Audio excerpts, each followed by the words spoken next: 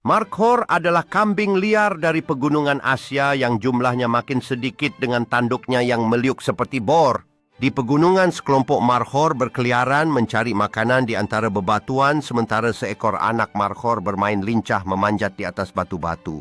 Di alam liar yang indah, markhor berdiri megah di tebing batu, mencerminkan keanggunan dan kekuatan mereka di tengah-tengah pemandangan yang menakjubkan. 2 ekor markhor jantan terlibat dalam pertarungan bertanduk yang bersahutan di antara bebatuan sementara seekor betina bersama anaknya tampak nyaman di dekatnya.